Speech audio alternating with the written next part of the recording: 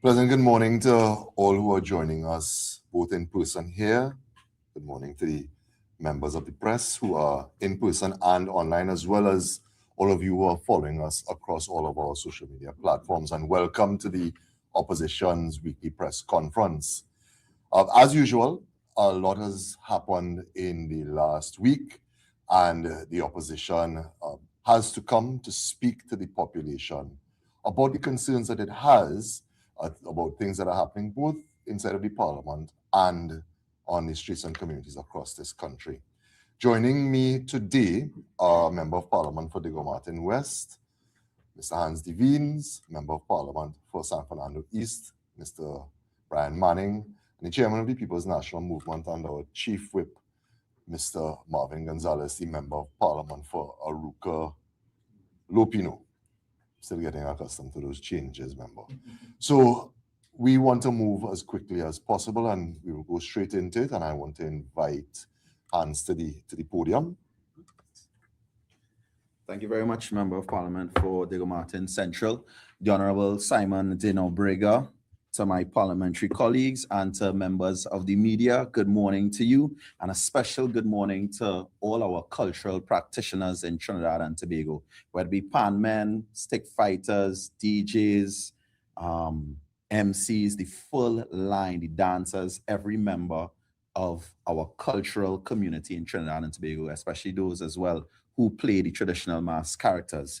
As we know, culture is the lifeblood of our nation. We are in the thick of the season, fresh off of the energy of the savannah. I want to say congratulations to Young King Rivaldo London, but I want to congratulate every single steel band that competed in the semi-finals, from the sponsor giants to the small unsponsored bands that fought to get on that stage. Your excellence is a testament to the people, not the government's policy. You have proven once again that our culture is not noise, it is our identity. But while the music continues to be loud, the warning bells for the industry are even louder. We're turning your attention today to the corporate exodus. The president of Pan Trinbago has sounded the alarm in a recent article. Sponsorship has plummeted from 30 major partners to a ghost town. And you ask yourself, why is corporate Trinidad and Tobago running away? In a Guardian article by Jessie Ramdio, she stated, "We have taken a significant blow in terms of sponsorship, and that is why I always say as leaders, we have to be careful of the messages that we send." The government of Trinidad and Tobago not showing that corporate support for Trinidad and Tobago sends a message to the businesses. By them not providing funding, it causes doubt in the minds of corporate Trinidad and Tobago in terms of where we are going. Now, further on in the article, they say based on us having those state companies pulling out their support from the steel ban, it sends a trickle-down effect. Last year, we had over 30 sponsors for semifinals, and this year, I don't think we have 10. For 2026, we have been struggling, and you may not see the glitz and glamour that you want to see on stage. Musically, they are excellent. And community-wise, I think that the communities have been supporting the band.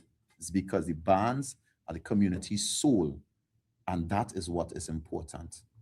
So whilst one of our government senators continues to criticize and quite frankly disrespect the Pan Trinbago president, we have to take note that government policy and what government cares about is based and shown by where they put their financial commitment, and corporate Trinidad and Tobago will follow. So what did the minister do to try to cover for the rest of her administration's faux pas and disrespect to the steel pan fraternity? She boasts of a $2.3 million grant for 145 unsponsored bands. Now, if we do the math, that is clearly a one-off political band-aid. That doesn't do what needs to be done in terms of buying instruments, paying for sticks, and it certainly does not fund the youth programs that keep panyards alive throughout the year. In Parliament, I asked the minister for a sustainable plan and asked her what is the way that the ministry is going to support these pan bans. And the silence was deafening. Truth be told, if sponsors are retreating, it signals confidence issues, economic governance incentives, and uncertainty. And even recently, we saw the Minister of Public Utilities look to gain points by using his office to have one of the utility companies under his purview partially sponsor a band in his constituency, Couva Joylanders, with a one-off contribution. I want the public to take note that this band was fully sponsored previously by NGC before this government came into office, and NGC was not a one-off sponsor in that instance. They sponsored many programs for development for Couva Joylanders. So we are not fooled, but we are, however, disappointed in the minister and this measly one-off contribution. Now, we're still on PAN, and it's interesting how all things affect all things. So the sea bridge affecting PAN. This government in this very short space of time has collapsed the sea bridge between Trinidad and Tobago. We're seeing less food on shelves in Tobago supermarkets, and one of my colleagues will touch on that a little later. But in the case of PAN Medium Finals, Panorama Medium Finals is usually held in Tobago. It's been so for the past few years. And it's Tobago's opportunity to experience the national instrument in a real way. Luckily, through the ingenuity and the resilience of the PAN community, PAN Trinbago has been able to make up for the government's failure by organizing to have the medium band finals in Trinidad. Now, this is success for PAN Trinbago, but it marks a clear failure on the part of the government. And just something to note, when we're talking about culture and funding, based on the emails that have been sent to applicants applying to the Sport and Culture Fund, there's currently no Sport and Culture Fund board. And I ask, just a simple question, is money currently being disbursed by the Sport and Culture Fund with no board approval and being controlled by a UNC senator to help a league that occurs in the Etihad grounds in Tacarigua? A simple question. Masses in the ICU. So we know there's been alcohol tax. Staggering increases in customs duties have devoured profit margins for band leaders. Band leaders now have to look at avenues where they will have to cut and absorb increased cost somehow. The trickle-down effects due to the draconian, questionable, and flawed fiscal decisions of this government are clear. And while some may say bands are sold out, what I ask you to look at as well is the resale market. People are selling their costumes because they simply cannot afford them. When we look at tickets for flights to come into Trinidad and Tobago for the first time in many years, probably since the COVID-19 pandemic just finished, there's the opportunity to be able to buy tickets to come from New York to Trinidad and Tobago right now. There are flights available. This is not the norm. For Trinidad and Tobago Carnival, it is usually impossible at this stage to get a flight. If you log on to Caribbean Airlines or any other site right now, you can get a flight to Trinidad and Tobago. And whilst I invite the entire world as a patriot to come to Trinidad and Tobago, the signs are very clear that there's a lack of confidence in this government's approach to Trinidad and Tobago Carnival. They are making things more expensive, which is making other carnivals throughout the region a lot more attractive, and the signs are clear. When you speak to real estate agents, they will tell you there are many properties that are usually rented for Carnival that are available right now, and they're scampering and are offering these properties at negotiable rates. These are not things that I am guessing. These are facts. These are things that I have spoken to the stakeholders about, and they are real. So take a look into that. Now, we know there are estimates that a visitor experience could be US $8,000 to $10,000 based on flights, accommodations, fetes, costumes, etc. But we are seeing the decline. We are seeing smaller events. We are seeing events canceled. Last year we had 254. This year we have 150 fets. And it's not just because it's a shorter season, it is because promoters have had to pull out of the market. Higher burdens, higher cost, thinner margins, fewer sponsors, smaller events, fewer opportunities. And this year, it is a weaker carnival, despite the minister trying to fool the people and tell us it is going to be a richer, bigger, brighter carnival. And I'll turn your attention to regional carnivals. Now, there are regional carnivals with some regions mentioning exclusion of individuals that are normally involved in the preparations being excluded for UNC party members to be included. And other committees left in the dark, while some are able to throw grand launches. Today, we focus a little bit on San Fernando Regional Carnival. Up to yesterday, the minister went into her usual defensive spew that is activated whenever she cannot answer a basic question, and said if the San Fernando Carnival Committee cannot manage their affairs, it will be managed. Well, let's look at what has actually happened. The San Fernando Carnival Committee consulted with band leaders, TTPS, municipal police, and stakeholders within the city of San Fernando. There was a decision taken not unilaterally, but it was based on everything happening. There was a formal letter written, confirmation received on the 30th of January 2026, where the San Fernando Carnival Committee was trying to ascertain what would be their allocation. The mayor was advised that the allocation would be $700,000 after trying to get an answer since September 2025. At no point prior to Friday, 30th January, the mayor was formally or informally advised verbally or in writing that the indicated allocation of $700,000 would be reduced. However, on Friday, 30th of January, they received a check and a confirmation that the allocation would be $500,000, $200,000 less. On Monday, 2nd February, the San Fernando Carnival Committee did a consultation with their stakeholders, and a decision was taken that they are not going to judge the competition. However, they will have their parades of the bands, they will have their band participation, they will have registration, and registration fees will be waived. A people-centered decision-making process and approach to deliver Carnival to San Fernando. But instead, you have a minister trying to go back and forth, trying to convince everyone that she cares about San Fernando by saying her whole family plays Juve in South, and if the Carnival Committee cannot manage the Carnival in San Fernando, then it will be managed by the people. It is managed by the right people, and the people that are managing it is the San Fernando Carnival Committee. The other matter that I'll touch on quickly is the recent statement that there's a plan to tax carnival artists. And while the conversation may be focused on singers, when you talk about carnival artists, we talk about pan players, arrangers, dancers, those that play traditional characters, DJs, MCs, songwriters, producers.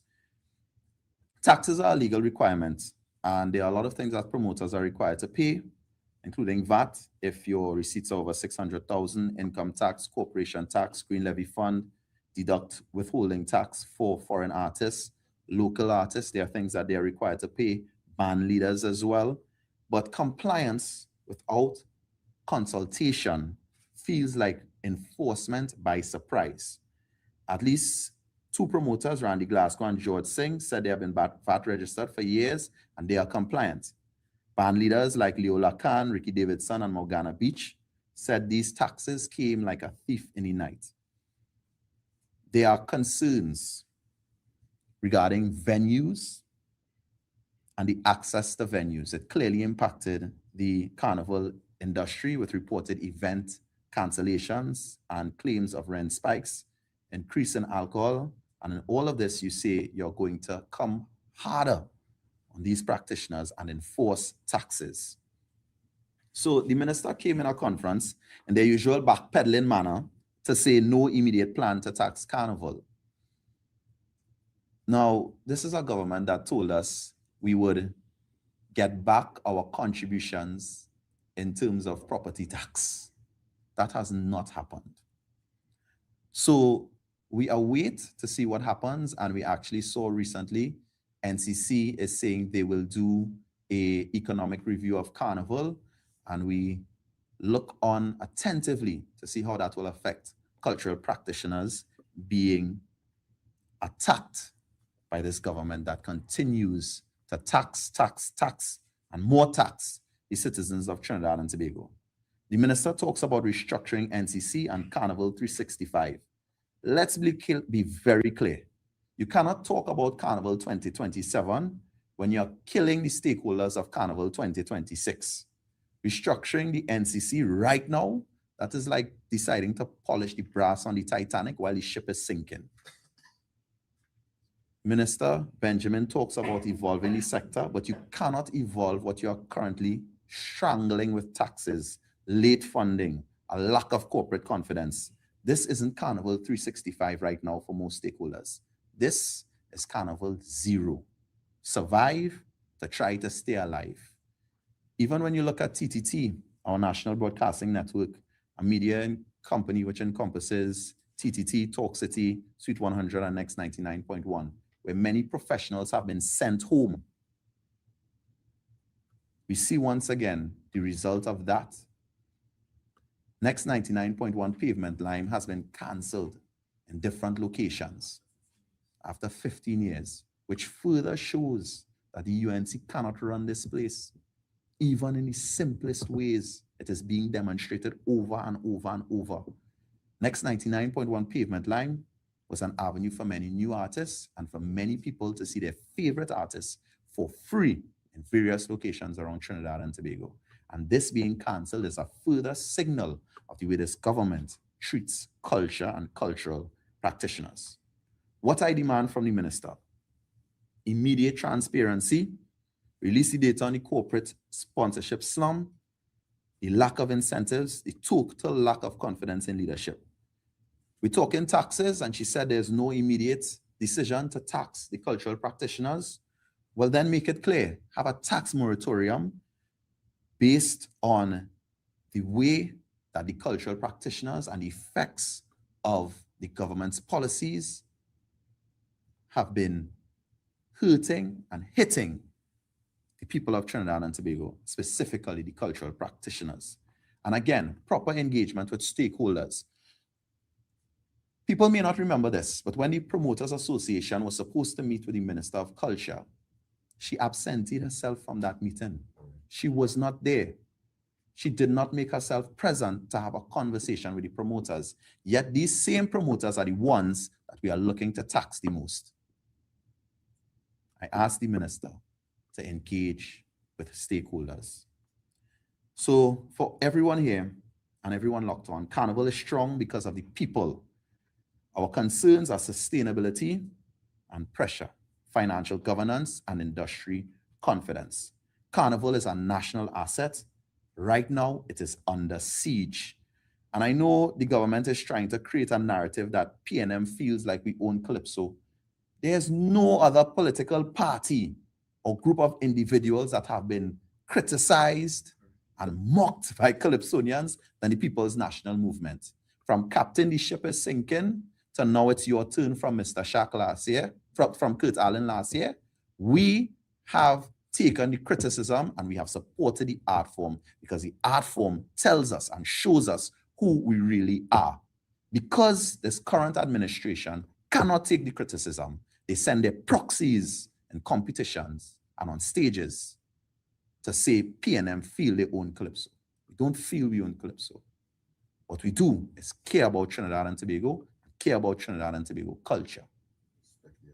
Respect the art form. And whilst the Prime Minister, I close with this. Whilst the Prime Minister may continue to tell the population we need to behave ourselves, I quote Aaron Voice St. Louis in reminding her and the Minister of Culture, I come to defend the things, stand firm and poised. I know my ancestors will agree with my choice. I'm sure this music is more than noise. I can't behave myself. And to the general public, we wish you a safe and enjoyable carnival. Thank you. Thank you so very much, Hans, for pointing not just the issues that are directly impacting the orange economy, but also the way that the mismanagement of other sectors by this government are also impacting Calypso and Pan in particular. Ladies and gentlemen, before we move on, there is one issue I would like to raise with you all, particularly as a former practitioner in the local government sphere. You will remember that at the start of this month, the opposition leader, who is also the political leader of the People's National Movement, issued a release warning the population to be vigilant as the UNC pushes the municipal boundaries reform via a partisan cabinet-appointed committee. And in that release, the Honorable Penelope Beckles pointed to the fact that this initiative encroaches, and I'm quoting from her press release, this initiative encroaches on the constitutional role of the Elections and Boundaries Commission and raises serious concerns about political manipulation of electoral districts to entrench the ruling party. Now, as would be expected, the Minister of Rural Development and Local Government came out and dismissed those allegations, as she called them, as being divisive and just mischief. But I want to drill home to you all who are here and to you who are joining us online that the opposition leader had a clear and real reason to raise this issue. First of all, the Constitution allows for certain things when it comes to the creation, demarcation, changing of boundaries. Under, I believe it is Section 71 and Section 72 of the Constitution. And in those sections, and along with the Local Government Act, the Electoral Boundaries Commission is the entity with the sole authority over the issue of boundaries in this country. And just to point out that I believe it is 7112, 7112. The 7112 in the Constitution states that the Elections and Boundaries Commission shall not be subject to the direction or control of any other person or authority. That is a very, very important statement that is entrenched in our Constitution. And it is there to protect the EBC from cabinet pressure. It is there to protect the EBC from political influence. And it is there to protect the EBC from rogue ministers who would want to utilize their majority in order to pass legislation and to make fundamental changes that will entrench the ruling party for all time. Now, I want to be clear. The PNM's position, much like the PNM's position that Hans would have raised, is that we are not in control of the EBC. We respect the autonomy and the authority of the EBC. There has been no party in this government, in this country, that has been impacted more by the shifting of boundaries than the PNM. We have had large areas where we know the party has support, moved and subsumed into what would be described as opposition territory. So while we defend this, we also know that their role on autonomy very often does not work in the favor of our political party. But a party in governance cannot be concerned wholly and solely with what keeps them in power. It is about ensuring that authority and entities like autonomous entities like the EBC, are respected. But this issue also goes to the issue of trust. And I think it is safe to say from this podium that the trust that the population has in this UNC government has been steadily eroded over the last almost 10 months now. And the country does not trust that this committee that has been set up by the minister will be a non-partisan committee only concerned with what it describes as ensuring that representation of the electorate is better served maybe with the shifting of boundaries. The Minister of Local Government, in her dismissal of the opposition leader's statements, said, and I'm quoting from, I believe it is a Guardian article.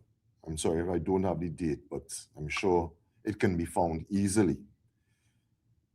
It is a cabinet-appointed committee led by a retired former director of planning at Town and Country Planning and former acting permanent secretary in the Ministry of Local Government. She continued to say that the local government, the senior technocrat, this relating to the chairman, saying that the chairman is a senior technocrat with decades of professional experience and no current political affiliation. Through her statements, what the minister would have this population believe is that this is a committee that has no political affiliation, non-partisan. Her words. What the minister did not tell the population in this article or since is that the same chairman whose qualifications and experience I do not call into question in any way whatsoever. But she's a director of the RDC, a director of the board, and any director of the board is a political appointee. So let me read out for the population who the members of this committee are. And this is taken from the Ministry of Rural Development and Local Government's Facebook page, dated 28th of November 2025. The committee includes Ms. Tara Ramlogan, Chairman, Director of RDC. Mr. Feroz Khan, committee member. I believe Mr. Feroz Khan was the campaign manager of the UNC's 2025 general election and also serves as the chairman of the HEC and other positions. Ms. Sabrina Maula Baksh, Ms. Chrislyn Moore, Dr. Asad Mohammed, who I believe is a former chair of the National Planning Task Force under a former iteration of the UNC. Dr. Alan Sami, a former chairman of the Penal Debe Corporation, a UNC-led corporation. Mr. Vijay Gosain, I hope I pronounced his name correctly. Mr. Cornelius Price, and I ask the media to confirm if this Mr. Cornelius Price is also the Mr. Cornelius Price, who is a former program director of Life Sport. Mr. Lennox Sankar Singh, Mr. Peter Kanai, a former chairman of the UNC, and Mr. Dinesh Sankar Singh, who is a former chairman of the Siparia Corporation. Ladies and gentlemen, does that sound like a non-political committee setup? Does that sound like a non-partisan committee setup to look at the way municipal corporations are configured, the number of corporations, the boundaries, separate and apart from the role of the EBC? And I actually, not that I need to bat for the EBC, but I think that the EBC was quite right in saying that they are not part of this consultation because they have to protect their own integrity. This board is clearly a political den of iniquity. I have no doubt as a member of the opposition that the intention of this board, no matter what the minister says, it is here for all to see in black and white.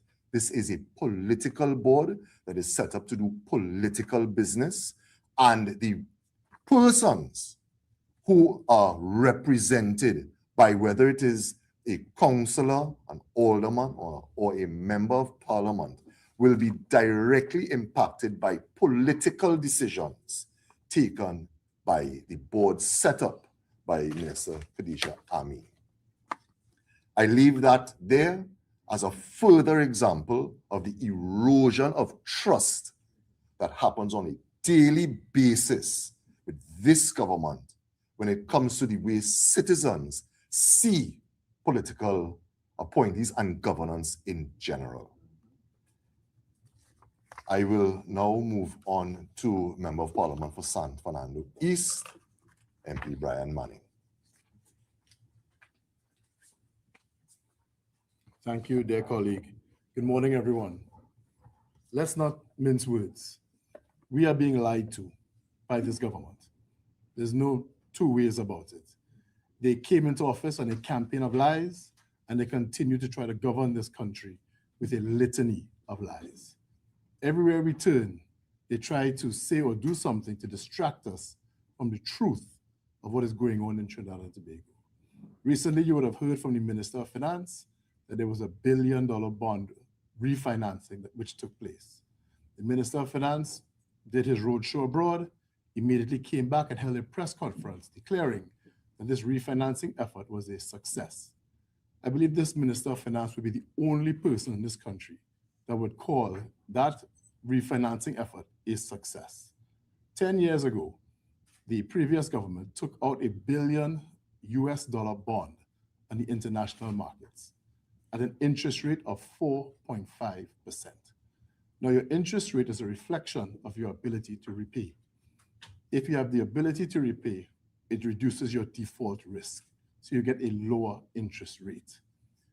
The current Minister of Finance, instead of repaying this bond, because how the bond is structured, you make interest payments every year, and then in the final year of the bond, you make a bullet payment of the principal, which is $1 billion. Instead of repaying the $1 billion principal, the Minister of Finance decides to take out another loan to pay that bullet payment, which is how the refinancing works. And he does that at an interest rate of 6.5%, 2 percentage points higher than your original interest payment on that bond.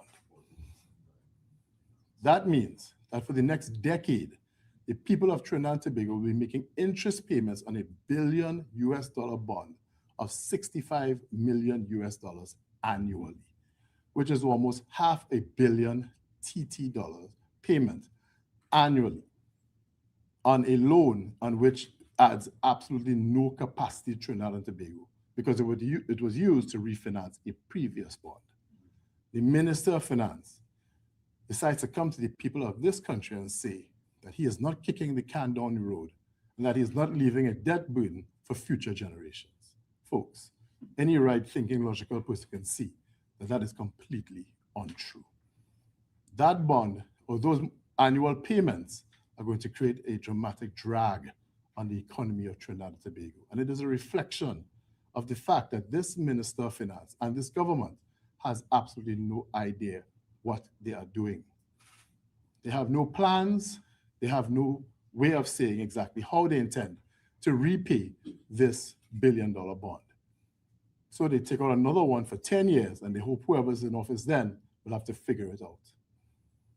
Recently, if you were paying attention, you would have seen that this government has investors in this country from the UAE and I believe a handful of other Middle Eastern countries.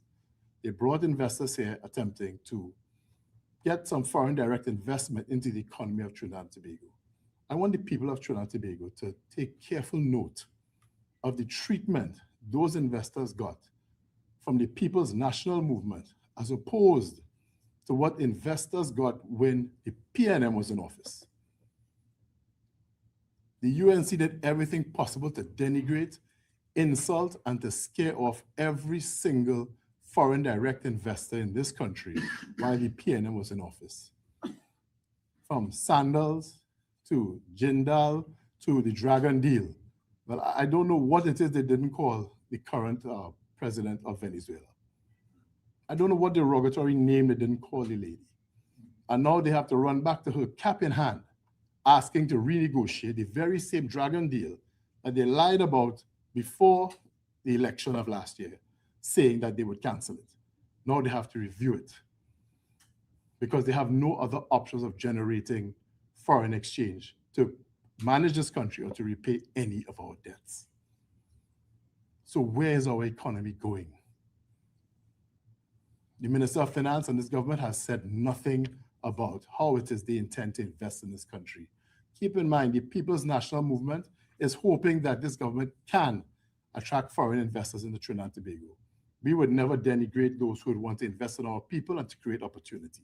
And that is the stark difference and reality between the People's National Movement and the UNC. We put country first. And we don't just pay that lip service. You can see it for yourselves.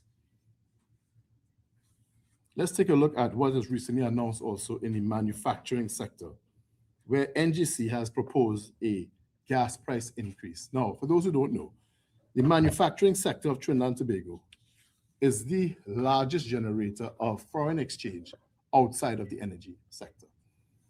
That's the manufacturing sector. And the main competitive advantage of our manufacturing sector is the low-cost energy that it can produce in its operations. It has a much lower cost structure than many of the manufacturers across the region. And because of it, Trinidad and Tobago manufacturers dominate store shelves across the entire region and beyond. You go to any country within CARICOM and the Caribbean, you will see Trinidad and Tobago products on their shelves. It's because other countries cannot compete against the cost structure of manufacturers in Trinidad and Tobago. We have the lowest because their feedstock, which is gas, coming from the NGC, is competitively priced in an industry that tends to be relatively low margin. What we have proposed here by our clueless Minister of Finance and also the equally clueless chairman of the NGC is a 76 to 77% hike in the gas price being offered to manufacturers. Now, this government, in its clumsiness, has decided to just slap taxes across the board on everyone. There isn't a practitioner in the world that will tell you that when you're implementing taxes in a country, that you should implement taxes to that degree, because sometimes you can have outcomes that you did not predict. So generally, if there's a tax increase, it's usually done incrementally. It's done 10% at a time, 5%, 15%. Not this Minister of Finance, 100% increases across the board on everyone. And what that has done is completely destroyed industries across Trinidad and Tobago. In the retail sector, in the entertainment sector, and now they're attempting to do the same in the manufacturing sector. Minister of Finance, how do you intend to increase tax revenues from industries and businesses that no longer exist? The Minister of Finance is single-handedly putting entire industries in this country out of business in a desperate attempt to increase his revenues. If you increase the taxes and payments on this manufacturing sector, you are going to reduce the size of the sector. And let me also, as I look here, the manufacturing sector roughly contributes 18 to 19% of GDP. 18 to 19%. Employment provides jobs for over 50,000 permanent workers and about 10,000 casual workers. That's 60,000 people. Exports, non-energy manufacturing exports, have grown at an average of 18% annually. I'm pretty sure that number is going to change by the end of the year to a decline, because the previous government for 10 years had been implementing several facilities and several initiatives attempting to boost our manufacturing sector, because we knew how important the sector is to the ability to generate foreign exchange for this country. We have seen strong performance in food and beverage, chemicals, and packaging. All of these industries are being eroded by this government because they just simply have no ideas and have no idea what they are doing. Folks, at every turn, we see that this government is doing its best and clumsily destroying this economy, and it needs to stop. When they came into office, they made many promises. They made promises to the public servants saying that they would get a certain amount of back pay, 10%, whatever it is. Many have not received that 10% to date. But I'm saying to public servants and others, whatever back pay you are to receive from this government will all go right back into the coffers of this very same government due to a higher cost of living and the ridiculous increase in taxes across the board.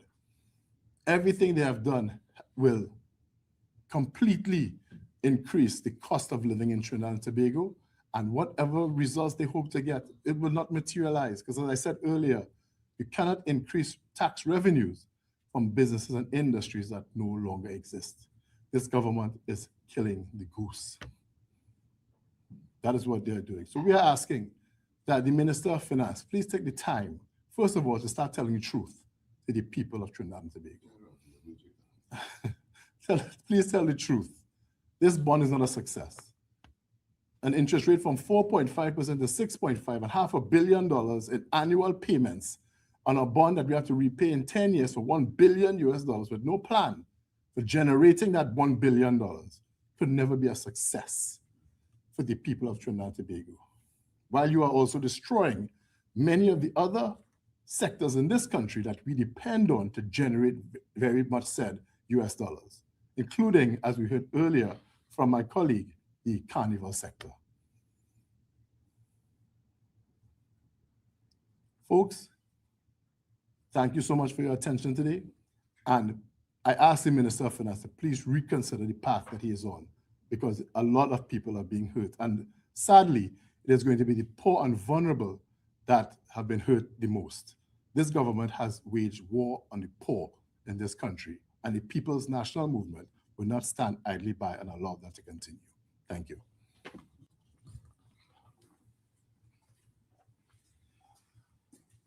Thank you, MP Manning. I think Brian has laid it out clearly for us again, the recurring reality that what is said is not what actually exists. People's National Movement continues to be very, very concerned about where this country is going across all sectors. And with that in mind, I ask the Member of Parliament for Rukalopino to join us to discuss some issues of further grave concern.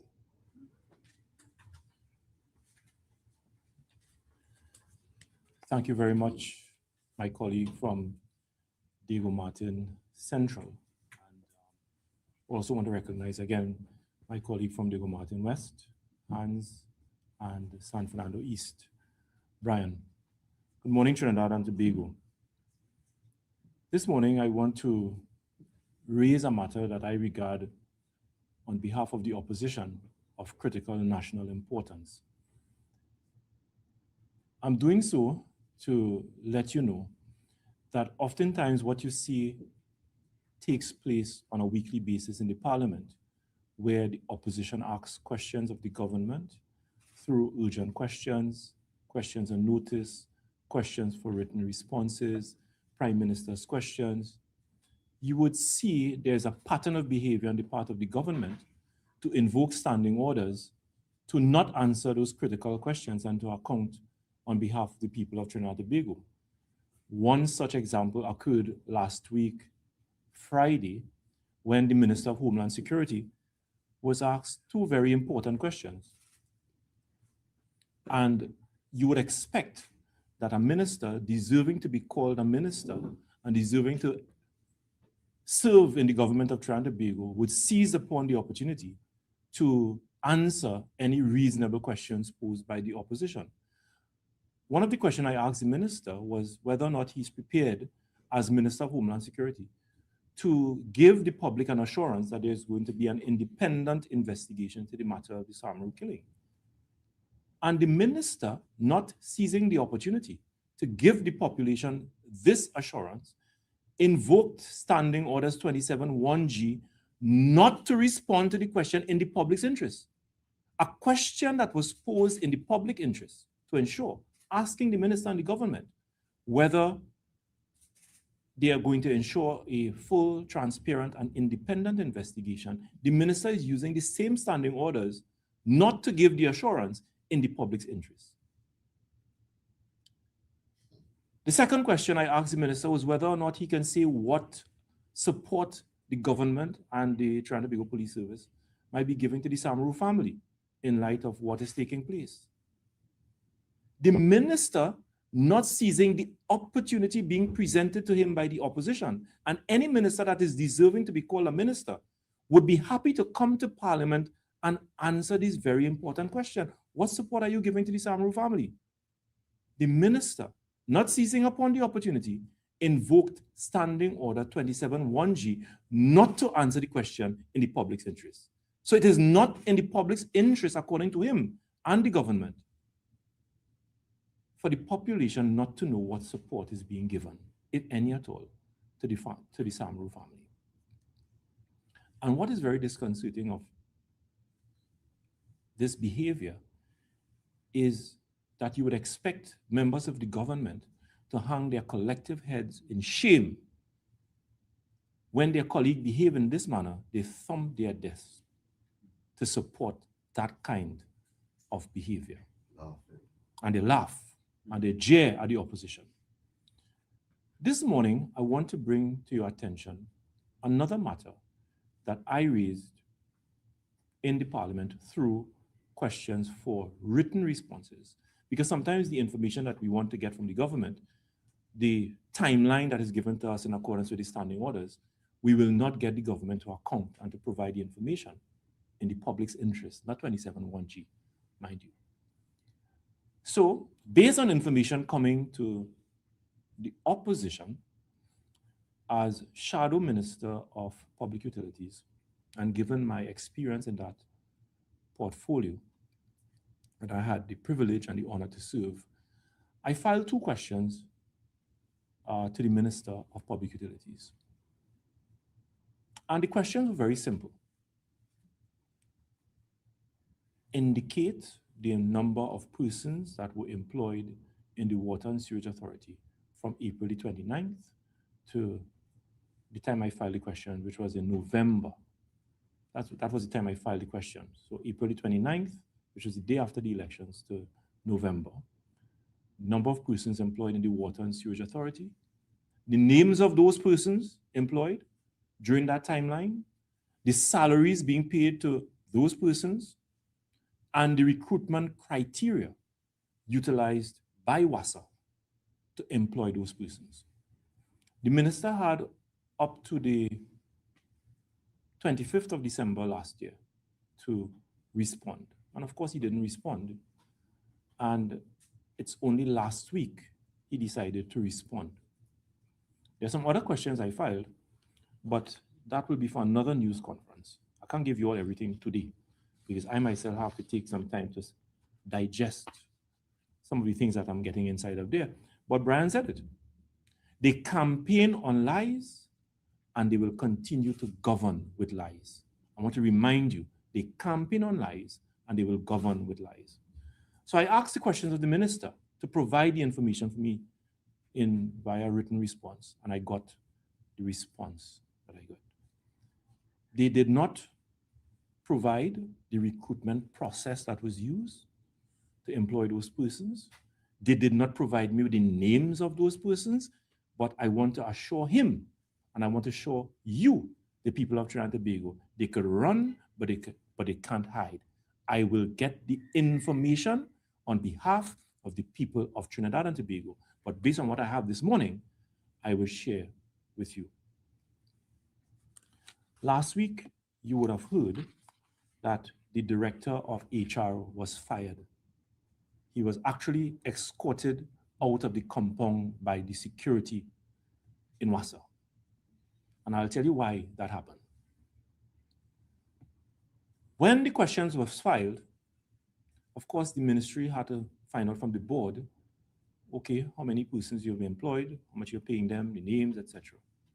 And my information is that when the question was filed by the opposition, the ministry was taken by surprise, the minister was taken by surprise, the board was taken by surprise, because when the answer or the question was asked of the management of WASA, how many persons were employed between April the 29th and November 2025, the information that came to us, or to them, now the opposition, and now to you, the people of Trinidad and Tobago, is that WASA employed 420 people. 420 people. Now, let me remind you that it was on Friday, the 15th of May, 2025. You recall,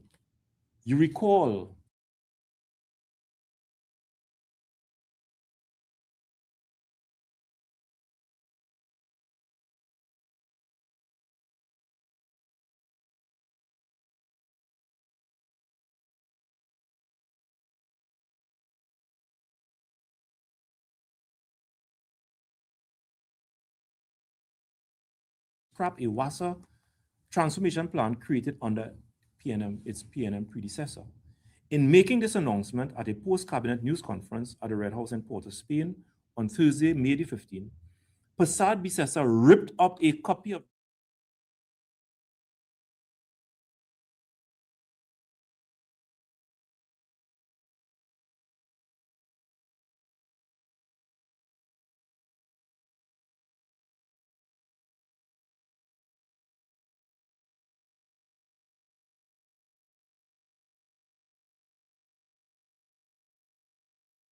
a major state utility agency so that we, the people of Trinidad and Tobago, can get a reliable supply of water. You see, they could run, but they can't hide. Just give them time, and they were going to show their hands, their dirty hands, because they are all a political den of iniquity, according to my colleague from Diego Martin Central. Among the ministers applauding Prasad Bisesa's action was Labour Minister Leroy Baptiste.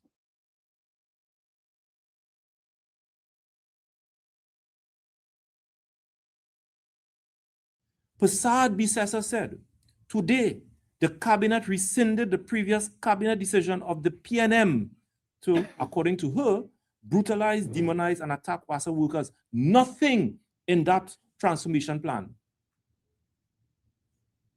is saying that we are going to brutalize, demonize, and attack WASA workers. It was an opportunity to transform a major state utility agency. But this is what she said.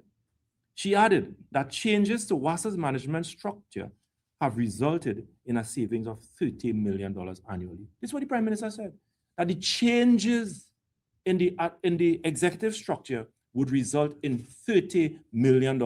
And immediately after she said that, the opposition convened a press conference at Balize House, where we demonstrated the lies of Prime Minister Kamala Prasad Bisesa and the Minister of Public Utilities, that in fact, the WASA transformation plan would have saved WASA approximately $50 million.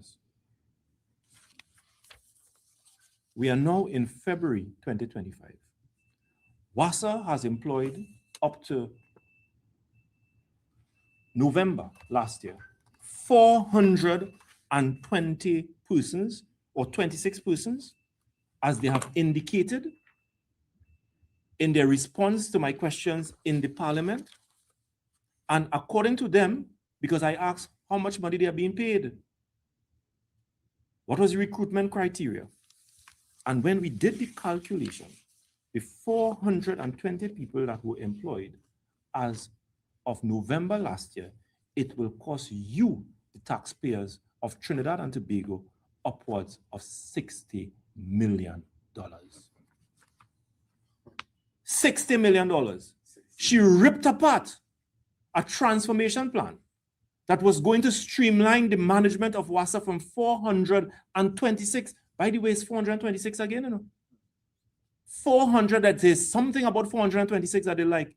I need to consult some spiritual person because they might be hiding something in that too. But 426 managers. And this plan was to streamline the management of WASA to save you, the taxpayers, hundreds of millions of dollars so that the money being pumped into WASA can be utilized to improve the supply of water all over Trinidad and Tobago and to upgrade WASA's failing infrastructure. 426 persons employed. They cannot say what was the recruitment criteria, how those persons were employed. Maybe Twiggy and Matara may know. Maybe Stark Entertainment may know. Come and tell us. Tell us. Come and tell us. Twiggy may bring her bell to ring and she might tell you, the people of Trinidad and Tobago, what was the recruitment criteria? What was your educational qualification to fill the post? Come on, Twiggy, come and tell us. The people of Trinidad and Tobago want to know, because when you are prepared to accept state salaries, it cannot be hidden under a table, under a bed. One day it will be told to the population, you can run, but you cannot hide. $60 million. And the information that has come to me is that as of December last year, there are over 500 to 600 persons that were employed in the Water and Sewage Authority, costing you, the taxpayers of this country, over $70 million. But she appeared before Madam Prime Minister in a news conference, ripping apart a WASA transformation plan, saying that it's going to save you, the taxpayers, $30 million, and they are now riding the taxpayers' backs of this country with an increased salary tag of over $70 million. Last week, the director of HR was escorted out of the compound. The information reaching me and the opposition is that some of those persons that were employed in the Water and Sewage Authority had to pay $5,000 and $10,000 to be employed within the organization. $5,000 or $10,000 to people within the management of WASA to be employed. And I want to ask the minister in Port of Spain here today, tell us why the director, Mr. Mervyn Gibson, who had a close affiliation with the Public Services Association, why he was escorted out of the compound. If the opposition was not alert to do its work on behalf of the population of Trinidad and Tobago, what I'm telling you here today would have been hidden in the dark. They campaign on lies and they will govern with lies. They campaign on lies, they will govern with lies. When I look at some of the figures, Director of Customer Care is getting $60,000 a month. The Director of Human Resources, $60,000 a month. The Director of Operations, $60,000 a month. Head Organizational Effectiveness, you ever hear that? Head Organization, what is a head organizational effectiveness? Then what is the role of the CEO? He is getting $45,000 a month, or she, I don't know if it is a man or a woman. Head procurement, 45, it perhaps might be a ghost. Head workforce optimization, $45,000 a month. Senior program leader, $45,000 a month. And given the amount of program leader, it is not just 45, there's 6 of them they employed in WASA. 6 program leader, each of them getting $45,000 a month with a monthly tag of $270,000.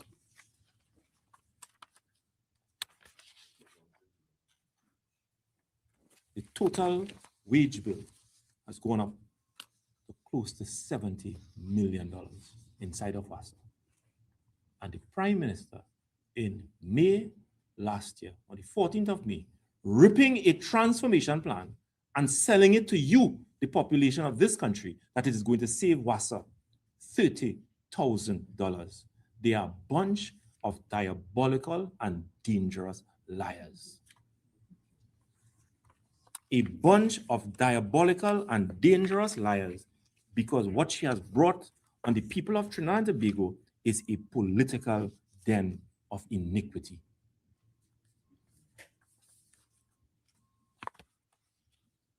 What this signifies is a breakdown of governance in the state sector. And therefore, it should not surprise any one of us here in Trinidad and Tobago why the board of HDC, under the leadership of Feroz Khan, wake up one morning, impose decisions affecting hundreds and thousands of HDC homeowners, and David Lee, for the second time, not aware, caught in the dark. Because you have David Lee on one end of the political spectrum, Feroz Khan directly reporting to the Prime Minister, they're doing their own thing outside of the cabinet, because they can't tell us whether the decision of the HDC was in fact a decision approved by the cabinet, when it was approved by the cabinet, and why it wasn't reported to the people of Trinidad and Tobago. So again, David Lee left in the dark. And two junior ministers doing what they do best, blogging when the day comes, cannot show nothing what they are doing on behalf of the people of Trinidad and Tobago, and they are disgrace to the citizens of this country. All of them should go and make room for someone who can come in that ministry and work for the people of Trinidad and Tobago. Exactly what you are seeing is a breakdown of corporate governance in HDC, is a breakdown of corporate governance in WASA, and a breakdown of corporate governance all across the state boards and state sectors, because all they are doing is bringing their friends, their families, and their political cronies to mismanage the people of this country. And I move finally to the Sea Bridge. You all recall somebody dressing in some suit, swimming from Tobago to Trinidad? Where them? There's a breakdown of the Sea Bridge in this country. Who's swimming from Tobago to Trinidad? Where's Farley? Where's my good friend Diane Haddad? Where are you? Are you all swimming? Why is the deafening silence? Because it was not too long ago when the PNM was in government, some of them make their political name out of the Sea Bridge. They make their name out of the Sea Bridge. It was a PNM government, understanding the challenges of the Sea Bridge, went to Australia, get access to a loan facility, and that is why today we can boast of the MV, the APT James, the Buku Reef, as well as the Galleon's Passage to supplement the Sea Bridge. Before we left office, there was an RFP that was published, that was approved by the Cabinet of Trinidad and Tobago for the acquisition and the purchase of a brand new cargo ferry for the Sea Bridge. Today, they brought some MV Blue Wave Harmony, and before it can make its first voyage, its hull has been damaged in Scarborough. The Blue Wave has now turned into a blue blight on the Sea Bridge, because all of them are a bunch of blights. I grew up in Paramin, and I grew up around old people. And when you are blight, get access to blue soap or a blue and tag it on you. I think the people of Tobago require that right now. Bathe with blue soap, because this blue wave is going to continue to be a blight on the Sea Bridge. And what we have coming out of the THA and the government is just assurances: stand by, wait, have some patience. That is what Farley Augustine is saying to the people. Shelves are being emptied at this point in time. The construction sector has grown to a halt in Tobago. Life has come to a standstill in Tobago, and Farley Augustine and his cronies and his friends in Port of Spain telling you, stand by, have some patience. And the Minister of Works and Infrastructure cannot give nothing but assurances that we are going to rectify the problem. And whilst all of this is happening, the business sector in Tobago is crying out to the government to have this situation addressed. Ladies and gentlemen, I am calling upon the Minister of Works and Infrastructure I am calling upon the Chief Secretary and to let them know that all of these empty assurances are not putting an end to the disaster that they have brought upon the people of Tobago by their political incompetence and mismanagement. This situation has to be addressed. They must tell the people of Trinidad and Tobago what is the status with respect to the RFP that the PNM had prepared and put out for the acquisition of a brand new vessel, cargo vessel, for the people of Tobago. They must give concrete assurances and timeline as to when they are going to bring back stability to the sea bridge. They must come out and account to the people of Trinidad and Tobago. Stop giving empty assurances. Stop trying to avoid timelines. And perhaps I will ask Fali Augustine, THA Chief Secretary, that he can invite his friend Watson Duke to swim from Tobago to Trinidad, and that might be the solution that they are looking for. I thank you very much.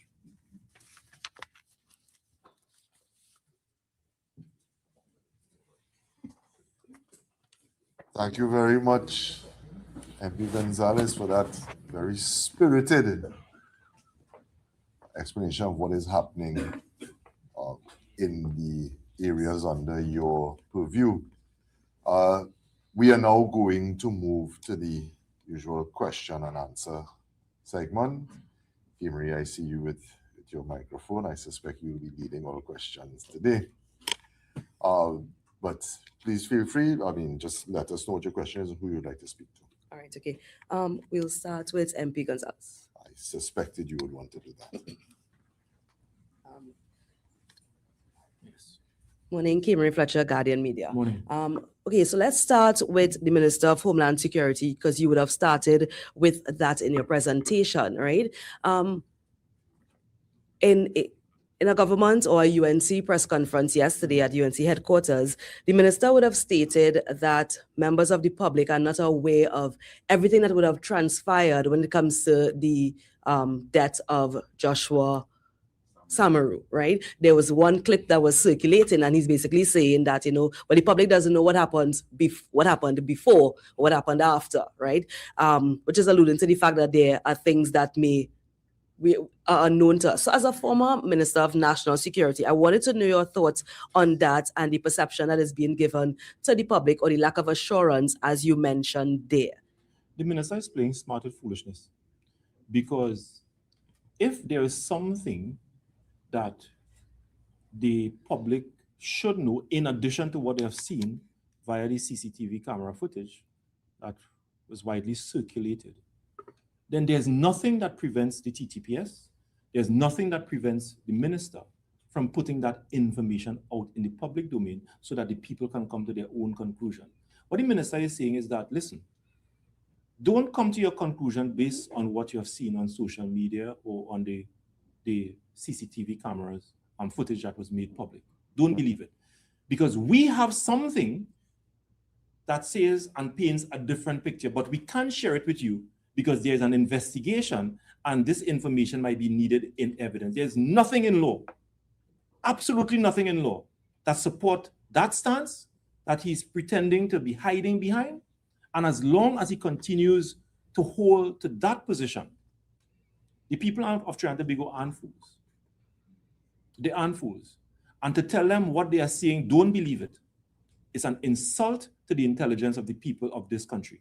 And I want to tell the minister that if in fact he has information that paints a different picture, then it is incumbent upon him to put that information out in the public domain, because as long as they refuse to do so, they are undermining the trust and the confidence that the people should have in the Trinidad and Tobago Police Service. So if you're hiding behind that, don't believe it, because there's something 10 minutes or 15 minutes that we are aware that we cannot share with you. You are playing smart with foolishness, and you are taking the people of Trinidad and Tobago for fools, and we aren't fools. Well, maybe through any of your national security sources, have you come across any details that he may be saying is not being shown to the public? Yes, I have information that I am not prepared to share, but I am. Why aren't you prepared to share it? No, that is not my responsibility. I'm not in government, and I'm not a member of the Trinidad and Tobago Police Service. I am calling upon them to do their work and to level with the people of Trinidad and Tobago in a very transparent and a respectable manner. And there is nothing in law, there's nothing in the standing orders of the police service that support what the minister is saying. If you have information that paints a different picture, then show it. It will not undermine the quality of evidence. It will not undermine the administration of justice. It will not undermine the integrity of the investigation. You are playing smart with foolishness and you need to stop it. But you're no longer the Minister of Public Utilities, but you did say you have evidence there to share. And we're also seeing former ministers sharing evidence even before the Minister of Housing could share it himself. Sharing evidence. Sharing information, sorry about that, right? So if you're willing to share stuff about WASA, why not share stuff about national security? I received information, and all I am saying is that the government and the Trinidad and Tobago Police Service, they have a responsibility to be transparent with the people of Trinidad and Tobago. It is their responsibility. We, as the opposition, we have asked questions. We have created the platform for them to come and assure the population that there's going to be a full and transparent investigation into the matter. We have created the platform and they have invoked standing orders not to do it. Your thoughts on the Samaru family and supporters calling for the resignation of the Commissioner of Police based on his handling or the lack thereof of the officers involved? I don't know if the resignation of the Commissioner of Police is going to solve the problem. I understand there are a lot of emotions involved and a lot of people are emotionally charged in this matter. And the calls for resignation is not going to get to the bottom of this. I think the Commissioner of Police should be careful of the advice he's getting from the Minister of Homeland Security. He's the last person he should be taking advice from because he needs advice for himself. But the Commissioner of Police should perhaps try and get an expert communications consultant to advise him on this very charged matter, because the continued bungling of this is not going to augur well for the public confidence in the Trinidad and Tobago Police Service. Look at what happened. Last week, Sunday, there was a small group of protesters showed up in front of the parliament to voice their concern. They were not armed. They were not posing a risk to national security. They were not posing risk to the parliament building. They just came on the pavement to express their concerns. You respond by sending the riot squad. I mean, you got another opportunity to go to the rioters, not the rioters, the protesters yourself, and speak to them, to give them assurances. And you did not seize upon that opportunity. You send the riot squad. How is that going to instill confidence in the Trinidad and Tobago Police Service? So what I'm seeing is continued bungling of this matter from a communications perspective with a headless Minister of Homeland Security who cannot even speak one sentence in defense of himself. Okay, moving on to the next topic. Now, immediately when you mentioned 426, of course, it took me right back to 2022 when you would have mentioned 426, right? Managers. And those were the managers, right? I mean, you mentioned salaries such as 45,000, but the former CEO, while you were minister, had a salary of 100,000. So some may be saying that maybe 45,000 is not that severe or that large of a number if we had persons receiving $100,000. But some of these titles, I guess it was a surprise to you because they weren't previously. So is it that the 426 persons that were employed at that time, because it's more now, because if they reversed what you plan to do, is it that they rehired some of these persons? Are you aware of any of these employees? And you don't have the list of the names, but did they bring back some of the persons that No, were they did not. planned to release? They did not. From my recollection, when I served as Minister of Public Utilities, Twiggy was not employed in WASA. Stark Entertainment wasn't employed in WASA. I can remember Matara being employed in WASA. So they're not the same people. And I'm trying to understand the figures. And by the way, that salary that you referred to for the former CEO, that was negotiated by the Chief Personnel Office. All right. He came from, he was an experienced water expert that came from Jamaica. He left his family, he left his home to come to Trinidad and Tobago to take up this position. He did not ask for his salaries to be paid in US dollars, as most people were doing. He accepted that in TT dollars. And it was just a matter of $10,000 more that was paid to acting CEOs in the past. As a matter of fact, when they did their international benchmarking, to attract the best around the world, you had to pay upwards of 150,000 TT per month. And Mr. Halliday, a well-known expert in water management in the Caribbean, came here and accepted a salary of $100,000. And if the UNC had any problem with it, then the acting CEO today would not have been paid the same salary. They continued paying the same salary to their acting CEO. I remember the time when the Prime Minister made the announcement after ripping up the plan. She said that this would save the country $30 million annually. But you are saying now that these salaries are mounting over $70,000. $70 million. $70 million. And just remember that I filed those questions in November last year.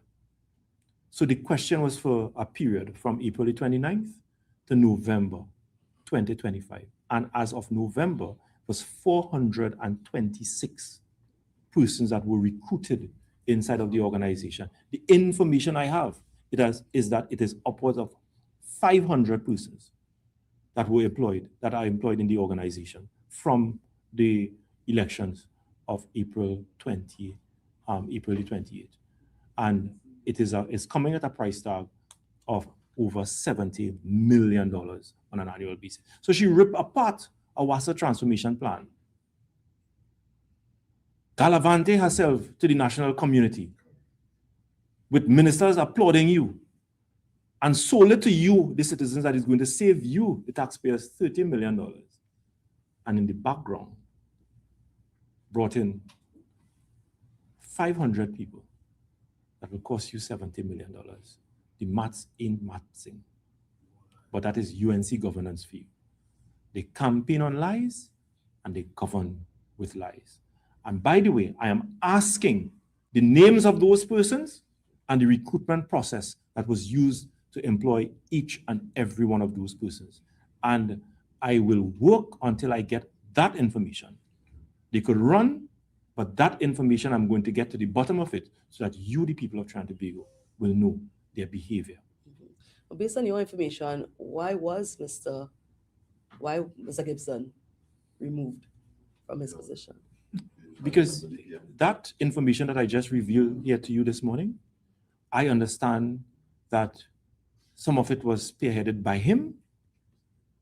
So it was one of the reasons why he was escorted out of the compound, because obviously it is bringing now embarrassment to the board and to the government. But you asked about him. Remember that the CEO that Minister Padarat would have walked into WASA with, an employee, by the way, a low-level manager inside of WASA. And when he was appointed Minister of Public Utilities, he went into WASA accompanied by this low-level manager. And I asked at a news conference, tell us, who is Jivan Joseph? He said nothing. Barry Padarat, who likes to talk and expatiate himself. And I asked the question, tell us, who is Jivan Joseph? And he said nothing. And weeks after, when the appointed CEO of WASA was ceremoniously dismissed, we heard that Jivan Joseph was appointed CEO of WASA. And his tenure was short-lived because he himself had to be escorted out of WASA. And one day I will tell you why. Why not tell us now? I Why can't not tell tell you the now. people of Trinidad and Tobago? I can't give you everything. You have to digest what I give today. I think the people have digested and they're waiting to hear more. I don't want the people of Trinidad and Tobago to be choked by the political iniquity of the government of Trinidad and Tobago. Do you think taxpayers need to wait any longer? They will wait. They are very patient. Let them digest what I revealed today. And I want to tell them, stand by. I will tell them one day why Jivan Joseph was fired in WASA and why Mervyn Gibson was escorted out of the compound. Because I warned this country, when she ripped apart the WASA transformation plan, I warned them that corruption will be returned to WASA. Have you spoken to either two gentlemen? Me? Yeah. We talk to who? Either of the two persons. I have better You said things you to know do. why. I have better things to do. Okay. Now, this wasn't brought up. However, I wanted to ask the opposition Mhm. their thoughts on the two motions being brought in the other house last week, and Senate President saying that he don't think it was sufficient enough to fit the threshold of being motions of privilege, and also if any member of the lower house plans to do the same against the Prime Minister. No. The opposition, as a matter of fact, as Chief Whip, I filed a motion of privileges against the Prime Minister and against the Leader of Government Business, Minister of Public Utilities, MP Barry Padarat, and I asked the Speaker for them to be brought before the Privileges Committee of the House of Representatives, and I expect a ruling on that on Friday, Okay. on this Friday. So stand by. But what is your expectation, seeing that in the other house it was denied? When it comes to the Parliament of Trinidad and Tobago, I have little expectations So why bring the motion if you think it will be denied? because I have to do it and put it on record. So that that is my duty. It is the responsibility of the opposition to do its work. So when those questions are filed and those motions are filed, let's see how they respond to it. If I don't do it, I'll be derelict in our responsibility as an opposition. So we will discharge our constitutional function as an opposition, but wait and see how they deal with it. But don't be surprised that the outcome of it may not be different from what occurred in the other place. Just in terms of the sea bridge, I know you would have mentioned blue, but I think the people of Tobago clearly showed you that they have been using blue, and the results that we saw recently. Yeah, in blight. The study code is blue in Tobago, right? That's what we heard from the chief secretary. Right but now, they're based on saying that, blue. you would have mentioned the proposal for a new vessel. Mhm. So just a little more information on that. So that ended, well, before the election. Yes. The last status of that was what? That the RFP was approved by the government, and it was placed in the public domain, the world at large, so that we can begin the search for a new vessel for the sea bridge for Tobago to transport cargo to and from Tobago. So I'm just simply asking the government that we have reached far. The last PNM government has reached far in the procurement of a new cargo vessel for the people of Trinidad and Tobago, and perhaps they should give a status on this. I know the opposition also called for the removal of all of the ministers in the Ministry of Housing. Yesterday, I would have spoken to one of the ministers in the ministry that rubbished the idea. Who's that? This is Senator Philip Alexander. No, Philip Alexander is busy shadowing Jolene John. And he is busy, he has a fascination for Hans Devines. I don't know what is that about. But he hasn't been doing any work inside of there. So I don't know whether or not that question should have been placed to him. Yeah. But it was placed to all of the ministers that's in the ministry. This was the minister that responded. And well, he said that he considered it stupid talk, and that he said stupid talk. It's not a single person in the PNM with the moral authority to call anyone to do anything in response to being called to that. So that's why I wanted to hear a response. Ask him how much houses he built since he has assumed office. Ask him what has he achieved in the Ministry of Housing since appointed junior non-percent minister. In addition to the ministers being removed, opposition thoughts on the chairman, Mr. Khan.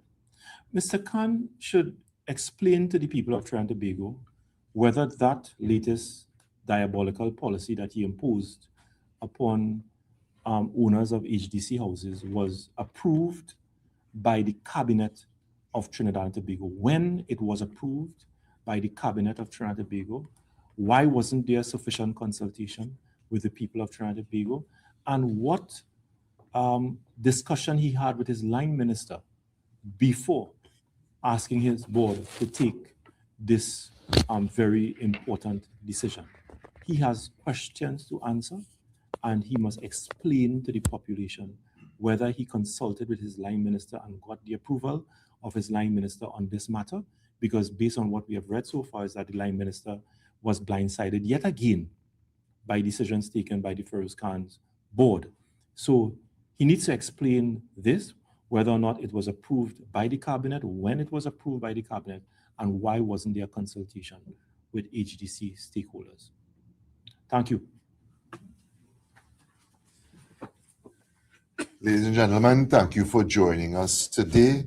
As always, the opposition will be presenting itself to the public and to the media to answer questions truthfully and to the best of our ability. And we look forward to joining with you again soon.